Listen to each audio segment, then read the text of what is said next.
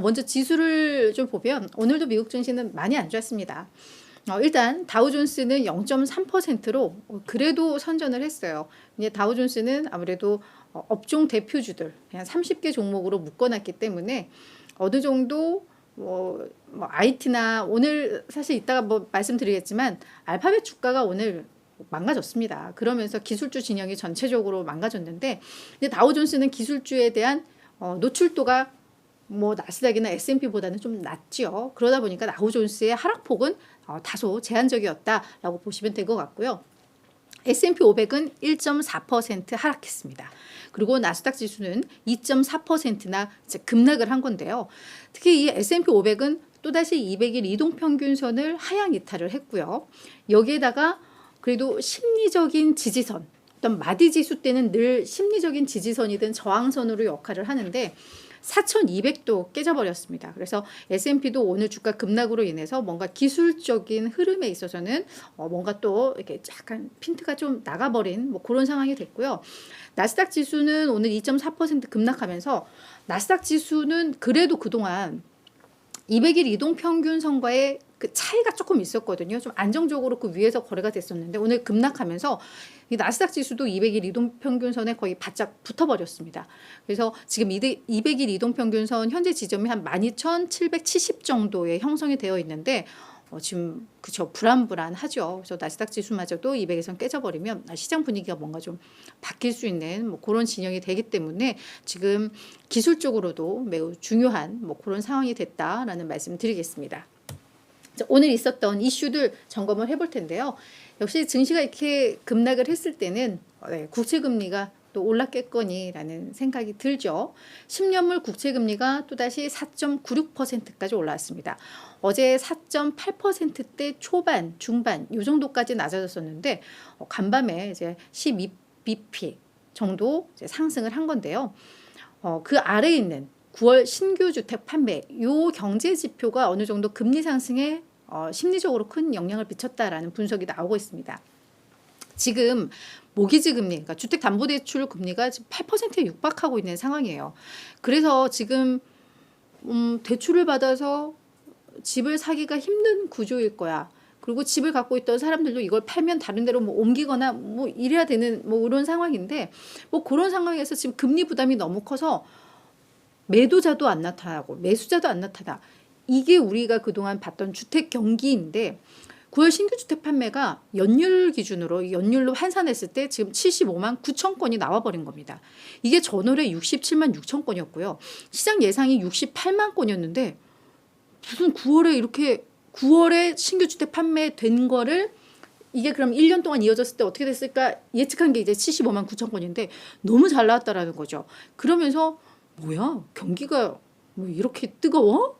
이런 해석들 그게 오늘 국채 수익률에도 영향을 미쳤다라고 보시면 될 것 같습니다. 그래서 지금 이 신규 주택 판매가 전월과 비교해도 지금 12% 증가한 수준이잖아요. 그래서 이 규모 자체가 작년 2월 이후 그러니까 지금 19개월 만에 이제 최대폭으로 늘어난 게 이게 많이 좀 부담이 됐다. 근데 지금 주택 경기에 대한 우려가 있기 때문에 잘 풀린다라고 하면 사실은 나쁜 거는 아니에요. 근데 그만큼 그냥 시장 심리가 주택 지표 달라왔다고 국채 금리가 치솟고 그러니까 증시가 급락하고 시장 자체 투자 심리가 조금 불안한 국면이구나라는 해석이 또 된다라고 보시면 될 것 같습니다. 특히 신규 주택 판매는 월별로 변동성도 크고요. 앞서서 말씀드렸듯이 지금 모기지 금리가 너무 높기 때문에 이게 지속 가능한 수치는 사실은 아니에요. 그죠? 그래서 그런 점에 있어서 하여튼 9월 지표 자체는 매우 잘 나왔더라. 근데 이거는 앞으로의 추세를 좀 봐야 되는 거지 이 자체로 뭔가 내가 경제에 대한 나의 그동안의 전망과 시각이 완전히 달라져야 되는 지금 그런 상황은 아니다라는 거 좀 말씀을 드리도록 하겠습니다. 그리고 이거 약간 정치권 이슈이기도 한데요. 드디어 하원 의장이 선출이 됐습니다. 마이크 존슨이라는 요 분인데 루이지애나주 공화당 의원입니다. 그래서 지금 공화당 쪽에서 4번째 후보로 올린 사람인데 이제 결국은 잘 득표를 받아서 선출이 됐는데 요 마이크 존슨은 사실 대중적인 인지도는 높은 사람은 아니었다고 해요. 근데 이번에 하원 의장 후보로 올라가고 선출이 되면서 인지도가 오히려 높아졌고 뭐 소방관의 아들이고 뭐 4명의 자식을 키우고 있고 뭐 아주 재산이 많은 뭐 그런 사람은 아닌가 봐요. 그냥 평범한. 네, 뭐 이런 사람이다라는 것까지 설명이 나오는데, 근데 이제 시장에서 주목하는 건 이 마이크 존슨이 매우 강경한 보수주의자라고 합니다. 그래서 뭐 동성혼 금지, 뭐 낙태 금지, 뭐 이런 거에 있어서 상당히 목소리를 높이는 뭐 그런 의원이기도 하고, 그리고 트럼프와 트럼프계라고도 보시면 될 것 같아요. 그래서 이번에도 도널드 트럼프 전 대통령이 야 마이크 존슨 밀어줘 지지해 뭐 이러면서 사실 쉽게 통과했다라는 얘기도 있거든요. 그래서 그쪽의 캠프에서도 있었던 뭐 그런 인물이고, 그리고 우리 그 존 바이든 대통령 당선됐을 때 뭐 이거 뭔가 뭐 음모론들이 있었죠. 그때도 미국에서 이거 뭐 투표가 이게 투명하지 않았던 거 아니야라고 하면서 막 소송 걸고 했던 그 앞장섰던 인물이라고도 합니다. 그러니까 그런 분이 이제 하원 의장이 된 건데, 이걸 이제 우리 증시와 그럼 어떻게 연결을 해보느냐. 일단 지금 임시 예산안이 11월 17일 날 종료가 돼요. 근데 그때까지 하원 의장이 선출이 안 됐으면, 계속 늦춰졌으면 이거 완전 정부 폐쇄로 갈 뻔했는데, 그래도 하원 의장이 선출이 됐기 때문에 이 사람이 이제 어떠한 정책을 펴고 어떠한 협상안을 갖고 오느냐에 따라서 불확실성은 있지만, 그래도 선출이 안 됐을 때보다는 정부 폐쇄 우려가 줄었다라는 데 대해서는 그래도 안도감이 좀 나오고 있습니다. 그래서 그런 관점에서 오늘 이 이슈 한번 저희가 점검을 해볼 필요가 있었을 것 같습니다. 네, 그리고 조금 재밌는 또 이슈가 하나가 있어서요. 그걸 또 준비를 해왔습니다. 지금 인구 고령화, 이거는 뭐 우리나라가 매우 심각한데 우리나라만의 문제는 아니죠. 뭐 미국도 역시 마찬가지고 유럽 국가들도 마찬가지입니다. 근데 이 인구 고령화가 미국 증시에는 호재가 될 수 있다라는 분석이 나와서요. 이거 한번 좀 봐야죠, 저희가. 이거는 저희가 뭐 오늘 당장 장을 보는 게 아니라 중장기적으로 미국 증시를 봐야 되는 입장에서, 그죠? 시장 안 좋을 땐 이런 거 보는 게 나아요. 자, 그래서 이 도이치뱅크에서 관련 보고서를 냈는데 흥미로워서 제가 준비를 해왔습니다. 자, 인구의 고령화로 이제 투자 패러다임이 변화한다라는 건데요. 우리 뭐 10년 전, 20년 전, 30년 전과 비교를 했을 때 50대, 같은 50대가 아니라 60대, 같은 60대가 아니죠. 동일 연령과 비교했을 때 더 건강해졌고 더 오래 일을 할 수 있는 지금 그런 여건이 됐습니다. 그렇죠? 그러면서 이제는 투자와 소비 패턴의 방향성이 변화할 것이라는 것을 이거는 의미를 하고 있다라는 게 도이치뱅크가 시작을 하고 있습니다. 그러면서 더 오래 건강한 모습으로 더 오래 일을 할 수 있기 때문에 이 재정적 절벽 오히려 피할 수 있어 라고 이야기를 하고 있습니다. 우리는 인구 고령화가 되면 생산성이 떨어지고, 그리고 이제 의료비 많이 들고 이제 연금 많이 받고 하면 이게 경제 망가지고 뭐 이러면 이제 우리에게 희망이 뭐가 있느냐, 약간 이렇게들 생각을 했는데 오래 건강하게 일을 하니까 재정적 절벽 피할 수 있어 라는 게 도이치뱅크의 의견입니다. 그러면서 오래 일을 하더라도 은퇴 후의 기간이 또 늘어나죠. 뭐 100세 시대라고 하니까 우리가 그렇다고 뭐 90살까지 일을 할 수 있는 건 아니니까.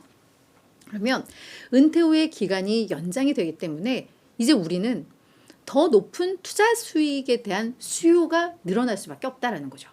옛날 은퇴자들은 그냥 은행에다 딱 넣어놓고 그 이자 갖고도 살았잖아요. 근데 지금은 뭐 택도 없으니까 그걸 그러니까 결국은 주식 투자를 할 거다라는 겁니다. 그래서 이에 대해서 실제로 연구를 했어요. 이 도이치뱅크에서. 그래서 이제 앞으로는 채권보다 주식에 대한 수요가 더 늘어날 것이다라는 건데, 영국인을 대상으로 해서 연구를 했는데 그 내용이 요 뒤에 나오거든요. 요 내용이 뭐 봤더니 그 영국인을 대상으로 해서 이 연령대별로 보유자산 설문조사를 했다고 합니다. 그리고 요 오른쪽 끝단에 있는 요 수직선, 요거는 영국에서 이제 주연금이 시작되는 나이니까 한 만 우리나라 기준으로 한 만 66세 정도가 되겠죠.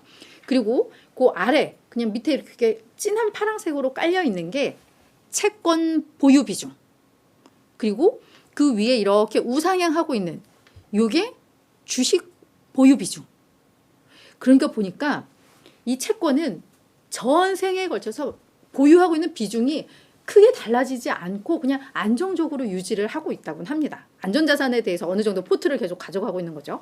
근데 오히려 우리는 나이 들면 이제 주식 투자하지 말고 안전자산에 넣으세요라고 하는데 기대 수명이 너무너무 길어지기 때문에 오히려 이게 주식을 보유하고 있는 비중이 더 늘어나더라라는 게 확인이 됐다고 네, 이 연구 보고서를 발표를 했습니다. 아이고 오메 어디까지 온 거야?